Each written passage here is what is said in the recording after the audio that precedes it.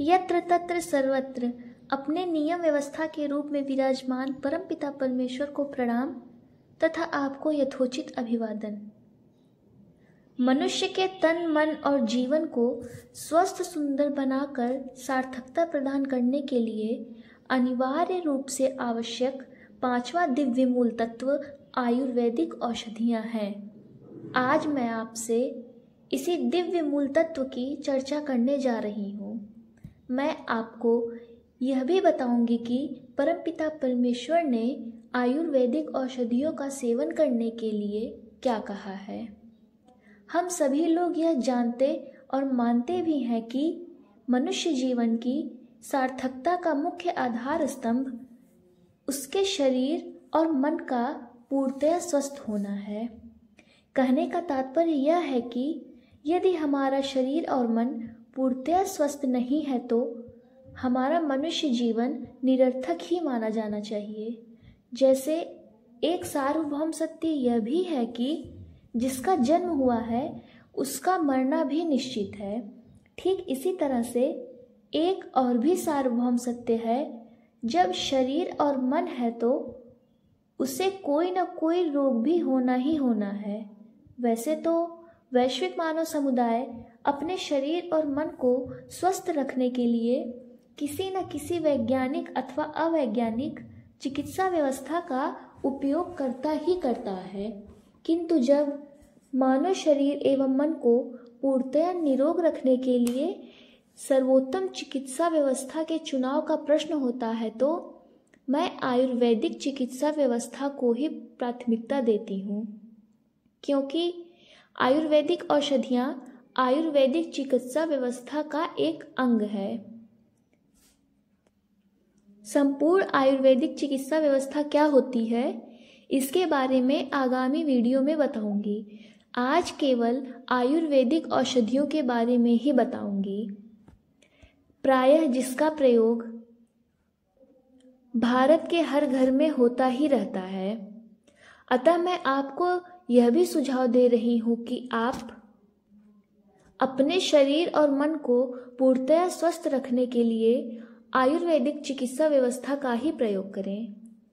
हम सभी लोग यह जानते ही हैं कि चतुर्वेद विश्व के प्राचीनतम ग्रंथ हैं और आयुर्वेदिक चिकित्सा व्यवस्था का आयुर्वेद नाम रूप में प्रकटीकरण चतुर्वेद से ही हुआ है। हमारे पूर्वज ऋषि महर्षियों ने आयुर्वेद को पांचवा वेद के रूप में प्रतिष्ठित भी किया है। इसीलिए मैं यह मानती हूँ और आपको यह सुझाव भी दे रही हूँ कि आप भी अपने शरीर और मन को स्वस्थ रखने के लिए आयुर्वेदिक चिकित्सा व्यवस्था को निसंकोच रूप से अवश्य धारण करें। हमें यह स्मरण रखना चाहिए कि आयुर्वेदिक चिकित्सा व्यवस्था को धारण करने का तात्पर्य होता है हम परमपिता परमेश्वर के वचन को ही धारण कर रहे हैं। मनुष्य शरीर और मन को स्वस्थ रखने के लिए परमपिता परमेश्वर ऋग्वेद प्रथम मंडल 34वां सूक्त के 6वें मंत्र में कहते हैं कि त्रिर्नो अश्विना दिव्यानि भेषजा त्रि पार्थिवानि त्रिरुदत्त मध्यया ओमानं संयोर ममकाय सुनवे त्रिधातु शर्मा वहतं सुभस्पति। अर्थात, हे मनुष्यों, तुम अपने शरीर और मन को सदा स्वस्थ रखने के लिए अग्नि, जल, वायु, आकाश द्वारा वृक्ष, वनस्पतियों और खनिजों को आयुर्वेदिक औषधियों के रूप में श्रद्धा प्रयोग करो। परमपिता परमेश्वर के इस वचनादेश के अनुसार जब हम स्वयं के शरीर और मन को रोग मुक्त करने के लिए आयुर्वेदिक औषधियों का सेवन करते हैं तो हमारा शरीर और मन रोगी बनता ही नहीं। किन्हीं अज्ञात कारणों से यदि कोई छोटा बड़ा रोग हमारे शरीर और मन को हो भी जाए तो वह अतिशीघ्र ठीक भी हो जाता है। इतना ही नहीं, पूर्ण आयुर्वेदिक चिकित्सा व्यवस्था धारण कर लेने से हमारे शरीर एवं मन का स्वास्थ्य अक्षुण्ण होकर दिन प्रतिदिन स्वास्थ्य वृद्धि को ही प्राप्त होता है।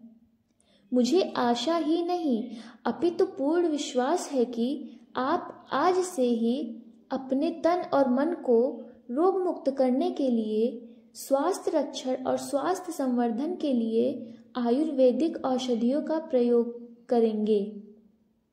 स्वस्थ, सुंदर और सार्थक जीवन चर्चा परिचर्चा क्रम में आज बस इतना ही। शेष आगामी वीडियो में। ओम शांति शांति शांति।